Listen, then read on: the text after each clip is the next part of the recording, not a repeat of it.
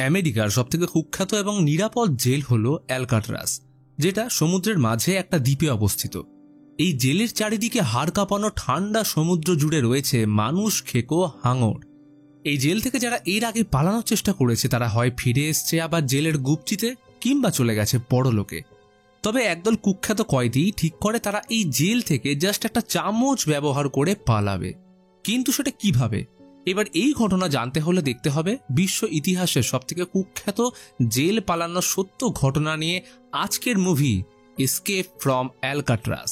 1960 সাল 18 জানুয়ারি সান ফ্রান্সিসকোর বৃষ্টিস্নাত রাত্রে বিশাল সমুদ্র পেরিয়ে জাহাজে করে অ্যালকাট্রাজ জেলে নিয়ে আসা হচ্ছে এক কয়েদিকে। নাম ফ্র্যাঙ্ক মরিস। সে একজন দুর্ধর্ষ ব্যাংক ডাকাত যে এর আগেও অগুন্তি বার কারাগার থেকে পালিয়ে গেছে।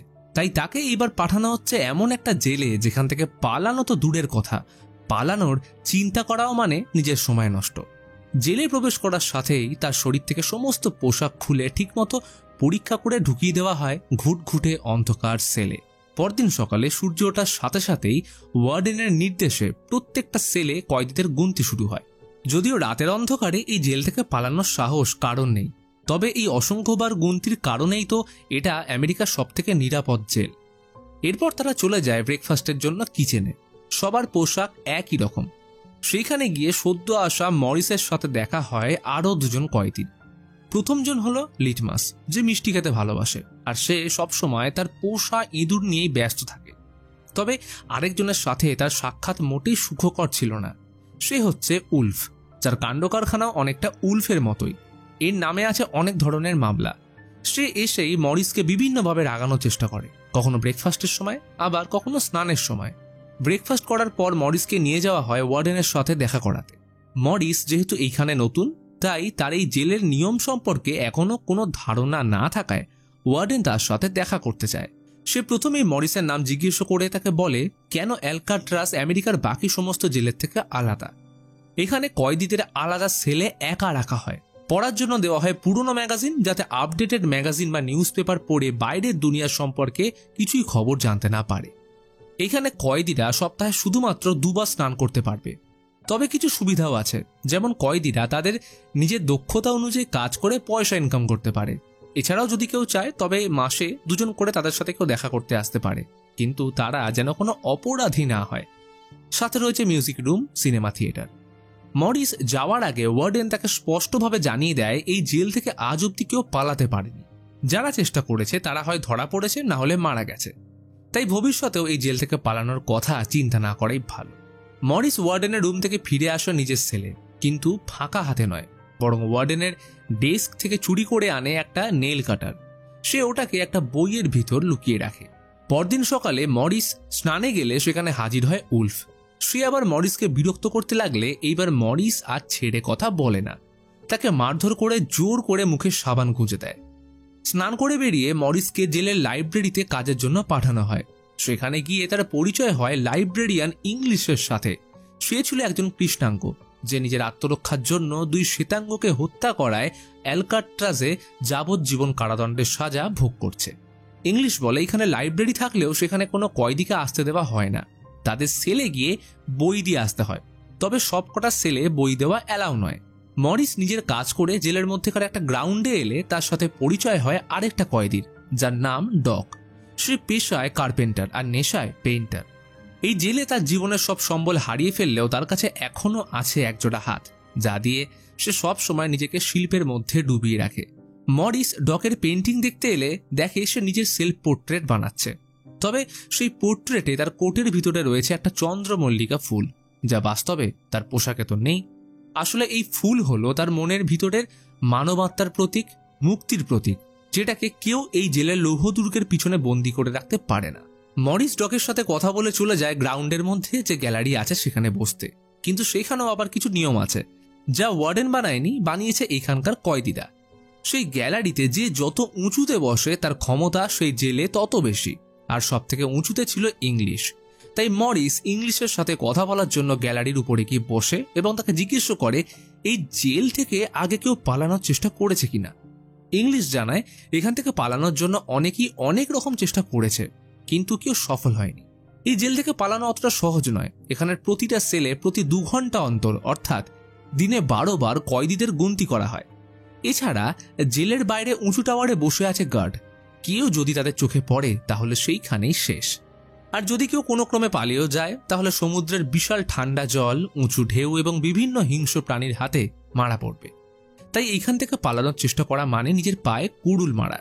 সময় শেষ হওয়ার পর সবাই নিজের সেলে ফিরে এলে একজন গার্ড এসে মরিসকে জানায় তাকে আর লাইব্রেরিতে কাজ করতে হবে না, বরং সে কাজ করবে কার্পেন্টার হিসেবে। এর জন্য সে ভালোই মাসিক বেতন পাবে। পরের দিন আবার সে একই সময় সবাই আসলো গ্রাউন্ডে। মরিসের সাথে দেখা হয় লিটমাসের। লিটমাসকে মরিস আবার পালানোর ব্যাপারে জিজ্ঞেস করলে সে মজার ছলে বলল, এখান থেকে পালানো তো একদম সোজা। সেলের ভিতরের ঘুলঘুলি ব্যবহার করে তা ভেঙে ছাদে গেলেই ব্যাস কেল্লা ফতে। যদিও সেখান থেকে পালানোর জন্য গার্ডের কাছ থেকে চাবি নেওয়া খুবই জরুরি। মরিসের সাথে একটু মজা করে লিটমাস চলে গেলে উলফ সেদিনের ওয়াশরুমের ঘটনার প্রতিশোধ নিতে মরিসকে আবার আক্রমণ করতে আসে, তবে খালি হাতে নয় বরং ছুরি নিয়ে। মরিস যদিও তাকে কোনো রকমে আটকে রাখলে গার্ডরা এসে পুরো ঘটনা সামলে দেয়। ফলস্বরূপ দুজনকেই আটকে রাখা হলো ডি ব্লকের অন্ধকার সেলে। সেইখানে মরিসের উপর অত্যাচারও করা হয়। পরের দিন অবশ্য মরিসকে ডি ব্লক থেকে সরিয়ে আবার নিজের সেলে ফেরত পাঠানো হয়। সে ফিরে আসছে দেখে লিটমাস তার ইঁদুরকে দিয়ে মরিসের জন্য ছোট্ট একটা চিঠি পাঠায়। সেটাই লেখা ওয়েলকাম ব্যাক। এমন সময় অ্যালকাট্রাজে স্বাগত হয় আরেকজন নতুন কয়েদির। তার নাম চার্লি বার্টস, যে পুলিশের গাড়ি চুরি করার জন্য এইখানে এসছে। আর তার ঠিক পাশের সেলেই ছিল মরিস। প্রথম দিনেই তারা বেশ পরিচিত হয়ে উঠলে নির্দিষ্ট সময় মতো তারা আবার যায় জেলের গ্রাউন্ডে। সেইখানে ডক এবং লিটমাসের সাথেও পরিচয় হয় চার্লির। এদিকে সেলে কেউ না থাকার সুযোগে তাদের সেল চেক করতে আসে বিভিন্ন গার্ড। আর তখনই ডকের সেল চেক করতে গেলে একজন গার্ড সেখানে একটা অদ্ভুত পেন্টিং দেখতে পায়। আসলে পেন্টিংটা ছিল ওয়ার্ডেনের, তাই সে এই বিষয়ে জানতে পেরে রেগে ডকের ছবি আঁকার সমস্ত সুবিধা কেড়ে নেয়। নিজের শেষ সম্বল হারিয়ে মনে দুঃখে এসে ভেঙে পড়ে। একদিন কার্পেন্টারের কাজ করা ডক কুড়ুল দিয়ে নিজের হাতের আঙুলগুলো কেটে ফেলল। যে হাত দিয়ে সে ছবি আঁকতে পারবে না, নিজের শিল্পের কদর করতে পারবে না, সেই হাত রাখার থেকে হয়তো না রাখাই ভালো। এই অবস্থায় যখন ডককে নিয়ে যাওয়া হচ্ছিল তখন মরিস তার পকেট থেকে খুঁজে পায় সেই চন্দ্রমল্লিকা ফুল, যেটা ডক যাওয়ার আগে তাকে দিয়ে গেছে সবার অজান্তে। সেলে ফিরে মরিস সেই ফুলের দিকে তাকিয়ে থাকে। এমন সময় ইংলিশ এসে তাকে চমকে দেয়। মরিস আসলে জানতো না ডক কেন এমন করেছে, তাই ইংলিশ ম্যাগাজিন দিতে আসার বাহানায় তাকে সবটা খুলে বলে এবং সে জানতে পারে ওয়ার্ডেনের চক্রান্ত। সময় মতো মরিস এবং বাকিরা আবার ব্রেকফাস্টের জন্য এলে তার সাথে দেখা হয় দুই পুরনো বন্ধু জন অ্যাংলিং ও ক্ল্যারেন্স অ্যাংলিনের সাথে। দুই ভাই অ্যাটলান্টা জেল থেকে পালানোর সময় ধরা পড়ে যায় এবং তারপরে ঠিকানা সোজা অ্যালকাট্রাজ। তারা জানে মরিস জেল থেকে পালানোয় পিকাসো, তাই ওকে প্রশ্ন করে এই জেল থেকে পালানোর কোনো উপায় আছে কিনা। যদিও মরিসের কাছে এখন এর ইতিবাচক উত্তর ছিল না। ব্রেকফাস্ট শেষ করার পর সবাই নিজের সেলে ফিরে এলে মরিস একটা অদ্ভুত জিনিস লক্ষ্য করে। সে বুঝতে পারে সেদিন লিটমাস মজার ছলে ঘুলঘুলি ভেঙে ছাদে যাওয়ার কথা বলেছিল। এটা হয়তো সত্যিও হতে পারে, কারণ সমুদ্রের ধারে নোনা ভাব বেশি থাকায় সেই ঘুলঘুলির লোহার গ্রিলগুলো এখন বেশ নরম হয়ে পড়েছে এবং সহজেই এটা খোঁড়া যেতে পারে কোনো ধারালো জিনিস দিয়ে, যেমন ওয়ার্ডেনের ডেস্ক থেকে নিয়ে আসা সেই নেল কাটার। তখনই তার মাথায় খেলে যায় একটা বুদ্ধি, অ্যালকাট্রাজ জেল থেকে পালানোর। পরের দিন জেলের ওপেন গ্রাউন্ডে এলে মরিস জানতে পারে আজ চার্লির জন্মদিন। তখনই চার্লি এবং ইংলিশ খবর পায় তাদের সাথে কেউ দেখা করতে এসছে। তারা ছিল ইংলিশের মেয়ে এবং চার্লির গার্লফ্রেন্ড। চার্লি জানতে পারে তার মায়ের অবস্থা খুব সংকটজনক, হয়তো আর কিছু মাসের মধ্যে সে মারা যাবে এবং তাকে ফোন করার কোনো উপায়টুকুও নেই চার্লির কাছে। সময় মতো খাবারের জন্য কিচেনে এলে একই টেবিলে খেতে বসলো মরিস, চার্লি এবং অ্যাংলিন ব্রাদার্স। কিন্তু এইবার তারা শুধু খেতে আসেনি, এসেছে সে জীবন্ত নরক থেকে নিজেদের বাঁচাতে। মরিস জানায় তার কাছে এই জেল থেকে পালানোর একটা পরিকল্পনা আছে। জেলটা সমুদ্রের পাশে হওয়ায় ঘুলঘুলিতে লাগানো লোহার গ্রিলে নোনা ধরে গেছে এবং পাশের দেওয়ালটাও বেশি আর্দ্রতার কারণে নরম, যা একটা নেলকাটা দিয়ে খোঁড়া যেতে পারে। সে নিজেই এই কাজটা করে দেখেছে এবং এইভাবেই যদি সেই ঘুলঘুলিগুলোকে কেটে বড় করে দেওয়া যায় তবে তারা আরামসে পৌঁছতে পারবে জেলের ছাদে। কিন্তু সেই ঘুলঘুলিগুলোকে কেটে বড় করলে সেখানে গর্তের সৃষ্টি হবে আর সেটা গার্ডের চোখে পড়বেই। তাই এই বিপদ এড়ানোর জন্য দরকার ম্যাগাজিনের পেজ। তারা সেই ম্যাগাজিনের বিজ্ঞাপন পেজগুলো কেটে কার্ডবোর্ড বানিয়ে তা ঘুলঘুলির মতো রং করে সেখানে বসিয়ে দিলেই হয়ে যাবে সমস্যার সমাধান। এরপরেও গার্ডের কোনো সন্দেহ হলে সেখানে তোয়ালে বা অ্যাকার্ডিয়ান মানে একটা বড় বাদ্যযন্ত্র দিয়ে জায়গাটা ঢেকে রাখবে, যাতে কেউ টের না পায়।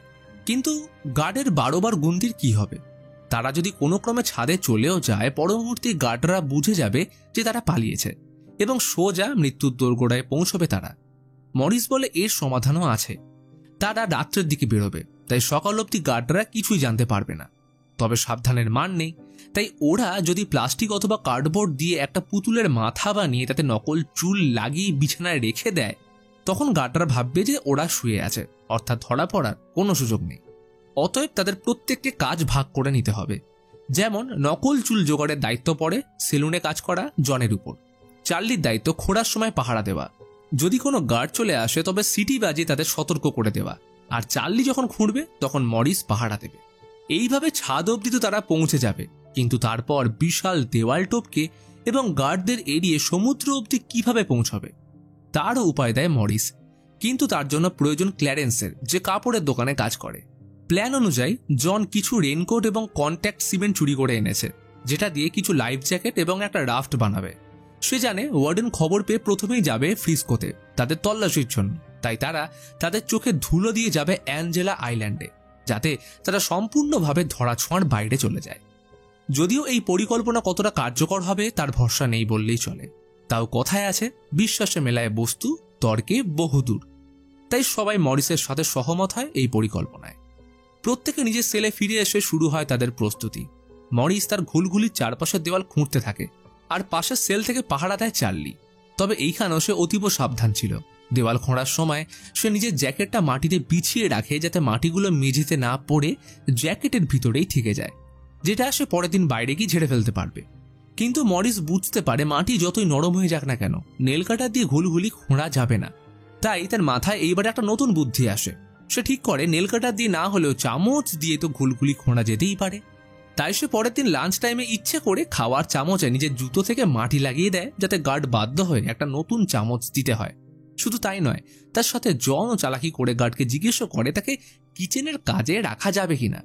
তাই তাদের দুজনকেই কিচেনে নিয়ে যাওয়া হয় এবং জন যখন কিচেনের গার্ডের সাথে তার নতুন চাকরি নিয়ে কথা বলতে ব্যস্ত, এমন সময় মরিস সেখান থেকে একটা নয় বরং 2টো চামচ নিয়ে চলে আসে। আসলে জনের কিচেনের গার্ডের সাথে কথা বলা ছিল একটা সামান্য বাহানা, যাতে করে মরিস একটা এক্সট্রা চামচ নিজের কাছে রাখতে পারে। খাওয়া দাওয়া শেষ করে আবার নিজের সেলে ফিরে আসে মরিস। সেখানে ইংলিশ ম্যাগাজিন দিতে এলে সে তাকে এবনি নামের একটা ম্যাগাজিন দিয়ে বলে তার মেয়ের বিয়ে ঠিক হয়েছে, তবে একজন শ্বেতাঙ্গর সাথে, তাই সে তার সাথে দেখা করতে এসেছিল। এই বলে সে চলে যেতে চাইলে মরিস তাকে থামিয়ে এক অদ্ভুত প্রশ্ন জিজ্ঞেস করে। সে ইংলিশের কাছে জানতে চায় ঘুলঘুলি খোঁড়ার জন্য নেলকাটার এবং চামচকে গলিয়ে একসাথে জোড়া যাবে কিনা। কিন্তু ইংলিশ জানায় সে যদি এই বিষয়ে জানতো তাহলে সে নিজেই পালাতে পারত। কিন্তু মরিস তো হারার পাত্র নয়, তাই সে লিটমাসের থেকে একটা তামার কয়েন জোগাড় করে এবং তার সাথে বেশ কিছু দেশলাই জ্বালিয়ে নেল কাটারে থাকা ছুরিটার সাথে চামচের হাতলটাকে আগুনে গলিয়ে দুটোকে একসাথে জোড়া লাগিয়ে সেটা দিয়ে দেওয়াল খুঁড়তে শুরু করে। এমন সময় সেখানে একটা গার্ড চলে এলে চার্লি তাকে কোনো রকমের সাবধান করলে মরিস নিজেকে সামলে আবার বিছানায় ফিরে আসে। কিন্তু সে যেহেতু কিছুক্ষণ আগেই সেলের মধ্যে আগুন জ্বালিয়েছিল, তাই গার্ড এসে কিছু একটা পোড়া গন্ধ পেলেও নিজের মনের ভুল ভেবে চলে যায় সেখান থেকে। গার্ড চলে যেতেই সে আবার মাটি খুঁড়তে থাকে। এইভাবে একদিনের মধ্যে বেশ কিছুটা মাটি এসে খুঁড়ে ফেলে। তবে সে ঘুলঘুলি লোহার গ্রিলগুলোকে হাত দিয়ে মরিস ভাঙতে পারে না। তাই পরের দিন কার্পেন্টারের কাজ করার সময় সে একটা ধারালো ব্লেড খুঁজে পায়। যদিও এটা মেটাল ডিটেক্টরে খুব সহজেই ধরা পড়বে, তাই সে এইরকম 2টো ধারালো ব্লেড নিজের কাছে রেখে দেয়। প্রথমটা যথারীতি মেটাল ডিটেক্টরে ধরা পড়লে গার্ড সেটা নিজের কাছে রেখে দেয়, আর দ্বিতীয়টা সেইটা সে নিজের জুতোর ভিতরে এমনভাবে নিয়ে আসে যাতে গার্ড কেন তার অন্য জুতোও টেন না পায়। রাতে সেলে ফিরে এসে আবার পরিকল্পনা মতো কাজ শুরু হয় মরিসের। এইবার সে পা দিয়ে ঠেলে খুব সহজেই ভেঙে ফেলে ঘুলঘুলিতে থাকা লোহার গ্রিলগুলো, অর্থাৎ এখন তার ছাদে যাবার রাস্তা পুরো ফাঁকা। শুধু তাই নয়, কার্ডবোর্ড দিয়ে অবিকল ঘুলঘুলির গ্রিল এবং ডামি বানানোর কাজও চলছিল। আর ইতিমধ্যে সে জনের থেকে পেয়ে যায় চুল। পরের রাতে চার্লিকে গার্ড তার পেন্টিংয়ের জন্য রং তুলি দিয়ে গেলে সেটা মরিসকে দিলে তার মাথার ড্যামি বানানো হয় এবং সে ঘুলঘুলিতে থাকা অবিকল কার্ডবোর্ডের গ্রিলগুলোতে রং করা সম্পূর্ণ শেষ করে। সে ডামিটাকে বিছানায় রেখে ঘুলঘুলির ফাঁক দিয়ে পাইপ দিয়ে চলে যায় ছাদের দিকে। তবে মরিস আজ পালাবে না বাকি সঙ্গীদের ছেড়ে। বরং দেখে আসবে তাদের সামনের পরিকল্পনা ঠিক কিরকম হতে পারে। ইতিমধ্যে সে পাইপে বেয়ে উপরে উঠে আসলে নিচে গার্ড আবার আসে তাদের পরিকল্পনায় জল ঢালতে। যদিও নকল মাথার ডামি তাদের কাজে আসে, কিন্তু গার্ড আবার দ্বিতীয়বার সেখানে এলে ডামির চুল দেখে সন্দেহ হলে সে তার মাথায় হাত দেয়। যদিও এর মাঝেই মরিস তখন তার কাজ ছেড়ে বিছানায় এসে শুয়ে পড়েছে। পরের দিন কিচেনে মরিস বলে সে গতকাল রাতে ছাদে যাওয়ার চেষ্টা করেছিল, তবে সে পৌঁছতে পারেনি, কারণ ছাদে পৌঁছানোর জন্য রয়েছে বিশাল গ্রিল। মরিস জানতে পারে জন ও ঘুলঘুলির চারপাশে ইতিমধ্যে গর্ত খুঁড়ে রেখেছে, তাই তারা ঠিক করে আজ রাতে তারা দুজনে আবার ছাদে যাবে। তাদের এখন থেকে রেইনকোট ছাদে নিয়ে এসে লাইফ জ্যাকেট এবং রাফট তৈরি করা উচিত। সেই রাতে তারা আবার ছাদে যাওয়ার জন্য পাইপ বেয়ে উঠলে দেখে লোহার গ্রিলগুলোকে ড্রিল মেশিন ছাড়া ভাঙা অসম্ভব, তাই আবার সেলে ফিরে আসে দুজন। পরের দিন তারা মিউজিক রুমে গেলে মরিস সুযোগ বুঝে একটা ছোট্ট টেবিল ফ্যান নিয়ে আসে এবং লিটমাসকে বলে তার জন্য একটা ড্রিল মেশিন এবং এক্সটেনশন কর্ড এনে দিতে। যথারীতি গ্রিল ভাঙার জন্য সমস্ত সরঞ্জাম পেয়ে তারা সেদিন রাতে ছাদে গিয়ে পাইপ, ড্রিল মেশিন এবং সেই ফ্যানের সাহায্যে ভেঙে ফেলে ছাদে যাওয়ার গ্রিলটা। কিন্তু সেই গ্রিল ভাঙার সময় কিছু আওয়াজ শুনতে পেয়ে উপরে উঠে আসে একজন গার্ড, যদিও দুর্ভাগ্যক্রমে সে কিছুই টের পায় না। পরের দিন কিচেনে খাবার খেতে এলে তারা ঠিক করে মরিস সহ বাকিদের মঙ্গলবার রাতটাই হবে এই জেলে কাটানো শেষ রাত, কারণ তারা পালাবে অ্যালকাট্রাস থেকে। যদিও এই পরিকল্পনার মধ্যে ওয়ার্ডেন সেখানে এলে দেখতে পায় মরিসের টেবিলের মধ্যে একটা চন্দ্রমল্লিকা ফুল রেখেছে, যা তাকে দিয়েছিল ডগ। কিন্তু যেহেতু এটা নিয়ম বিরুদ্ধ, তাই ওয়ার্ডেন তা ছিঁড়ে ফেলে দেয় এবং সেইটা দেখে হঠাৎই লিটমাস হৃদরোগে আক্রান্ত হয়ে তখনই মারা যায়। সেদিন রাতে ইংলিশ মরিসকে আবার ম্যাগাজিন দিতে এলে তাকে গুড বাই জানায় মরিস, হয়তো তার সাথে আর কোনোদিনও দেখা হবে না। এমন সময় সেখানে কিছু একটা সন্দেহ করে মরিসের সেল চেক করতে আসে দুজন গার্ড এবং ওয়ার্ডেন নিচে। যদিও মরিস এত সুন্দরভাবে নকল কার্ডবোর্ডের গ্রিলটা বানিয়ে সেটাকে সিমেন্ট দিয়ে দেওয়ালের সাথে জুড়ে দিয়েছিল, সেটা যে নকল তা কিছুতেই বুঝতে পারে না ওয়ার্ডেন, ফলে অস্বাভাবিক কিছুই খুঁজে পায় না তারা। কিন্তু ওয়ার্ডেন গার্ডের থেকে জানতে পারে চার্লি এবং মরিস ইদানিং কোনো রাত্রে অনেকক্ষণ ধরে নিজেদের মধ্যে কথা বলে। এই কথা শুনে ওয়ার্ডেনের সন্দেহ হলে সে সিদ্ধান্ত নেয় মরিসকে অন্য সেলে নিয়ে যাওয়ার, এবং সেটা যেন মঙ্গলবার সকালের মধ্যেই হয়, অর্থাৎ যেদিন তাদের পরিকল্পনা রয়েছে সেখান থেকে পালানোর। পরের দিন খাবারের জন্য তারা কিচেনে এলে দেখে উলফকে ডি ব্লক থেকে আবার সাধারণ সেলে নিয়ে যাওয়া হয়েছে এবং সে আসা মাত্রই গুন্ডাগিরি শুরু করেছে। সে ফিরে এসে আবার মরিসকে আক্রমণ করতে গেলে ইংলিশ তাকে বাঁচিয়ে দেয়। অন্যদিকে মরিস বুঝে যায় তারা মঙ্গলবার রাতে পালানোর পরিকল্পনা করেছিল ঠিকই, তবে সেটা দেরি হয়ে যাবে, তাই তারা আজ রাতেই পালাবে। অতঃপর শুরু হলো পরিকল্পনা মাফিক কাজ। ধীরে ধীরে রাত ঘনিয়ে এলে মরিস, জন এবং ক্ল্যারেন্স বেরিয়ে আসে ঘুলঘুলি দিয়ে, কিন্তু সবাই পালাতে পারলেও চার্লি ভয় পেয়ে সেলের মধ্যেই কাঁদতে থাকে। সে পালাতে পারে না। পরে অবশ্য মন শক্ত করে ছাদে ওঠার চেষ্টা করলেও উঠতে পারল না। আবারও ফিরে আসে নিজের সেলে। শেষ হয়ে যায় অ্যালকাট্রাস থেকে পালিয়ে যাওয়ার স্বপ্ন। হয়তো সে মাকে মৃত্যুর আগে একবারও দেখতে পাবে না। মরিস, জন এবং ক্ল্যারেন্স কোনো রকমের টাওয়ারের গার্ড এবং তাদের স্পটলাইট এড়িয়ে ছাদ থেকে পাইপ বেয়ে চুপি চুপি নেমে সব রকম বাধা অতিক্রম করে অ্যালকাট্রাসের বিশাল কাঁটাতারওয়ালা দেওয়াল পেরিয়ে সমুদ্রের কিনারায় পৌঁছয়। কিন্তু এরপরের কাজটা অতটা সহজ ছিল না। তারা সমুদ্রের কাছে গার্ডের চোখ এড়িয়ে এসে সেইখানে রেইনকোট মুখ দিয়ে ফুলিয়ে রাফট এবং লাইফ জ্যাকেট বানিয়ে নেমে পড়ে সমুদ্রে। অন্ধকার রাত, সমুদ্রের ঠান্ডা জল, সাথে হাজারো বাধা পেরিয়ে তারা ধীরে ধীরে অদৃশ্য হয়ে যায় এক নতুন জীবনের সূর্যোদয়ের দিকে। পরদিন সকালে গার্ডরা মরিসকে তার নতুন সেলে নিয়ে আসতে গেলে দেখে বিছানায় মরিস নয়, বরং শুয়ে রয়েছে মরিসের তৈরি কার্ডবোর্ড দিয়ে বানানো ডামির মাথা। তারা বুঝতে পারে মরিস পালিয়েছে এই অভেদ্য দুর্গ থেকে। দূর থেকে ইংলিশের মুখে দেখা গেল এক প্রশান্তির হাসি। পরবর্তীকালে একটা অনুসন্ধান দল এঞ্জেল আইল্যান্ডে খোঁজ চালায়। তারা সমুদ্রের ধারে খুঁজে পায় রেইনকোট দিয়ে বানানো একটা ব্যাগ, ক্ল্যারেন্সের কিছু ফটো এবং একটা নোটবুক। ওয়ার্ডেন ভাবে তারা নিশ্চয়ই মারা গেছে, তবে সার্জেন্ট জানায় হয়তো এটাও তাদের পরিকল্পনারই একটা অংশ। তারা জেনে বুঝে ছেড়ে দিয়ে গেছে এইসব জিনিস, যাতে সবাই ভাবে তারা মারা গেছে। এমন সময় ওয়ার্ডেন সমুদ্রের ধারে আরও একটা জিনিস খুঁজে পায়, ডকের দেওয়া সেই চন্দ্রমল্লিকা ফুল, যা একদিন সে ছিঁড়ে ফেলে দিয়েছিল। সে রাগে আবারও সেটাকে ছিঁড়ে সমুদ্রের জলে ভাসিয়ে দেয়। ওয়ার্ডেনকে এরপর ওয়াশিংটনে তলব করা হলো। চাকরি বাঁচানোর জন্য সে মিথ্যে রিপোর্ট দেয় যে তারা মারা গেছে, যদিও তাদের কোনো লাশ পাওয়া যায়নি। আর এই ঘটনার পর তাদের খোঁজ আর কোনো দিনও পাওয়া যায়নি। তো এটাই ছিল বিশ্বের সব থেকে বিখ্যাত বা কুখ্যাত জেল পালানোর ঘটনা। এই ঘটনার পর 2018 সালে হঠাৎ করেই সান ফ্রান্সিসকোর পুলিশদের কাছে একটা চিঠি আসে। সেটা ছিল জন অ্যাংলিনের। সেইখানে এসে স্বীকার করে তারা 1962 সালে জেল থেকে পালিয়েছিল এবং মরিস 2008 ও ক্ল্যারেন্স 2011 সালে মারা যায়। জন চিঠিতে লেখে টিভিতে যদি স্পষ্ট করে ঘোষণা করা হয় যে তাকে 1 বছরের বেশি জেলের শাস্তি দেওয়া হবে না আর শারীরিক চিকিৎসা ঠিকঠাকভাবে করানো হবে, তাহলে সে নিজেই জানাবে সে কোথায় আছে। তবে চিঠিটার সত্যতা প্রমাণ করা না হয়ে উঠলে এই বিষয়ে আর কোনো পদক্ষেপ নেওয়া হয়নি। 1963 সালে অর্থাৎ তারা পালিয়ে যাওয়ার 1 বছরের মধ্যেই সেই জেলটা চিরতরের জন্য বন্ধ করে দেওয়া হয়। বর্তমানে এটা জাদুঘর এবং মরিস ও অ্যাংলিন ব্রাদার্সরা যে জিনিসগুলোর সাহায্যে পালিয়েছিল তা এখনও সেইখানেই রাখা আছে। এই ঘটনার উপলব্ধি করতে সেখানে ঘুরতে আসে। তো বন্ধুরা, কেমন লাগলো আজকের এই ভিডিও অবশ্যই কমেন্ট করে জানাও।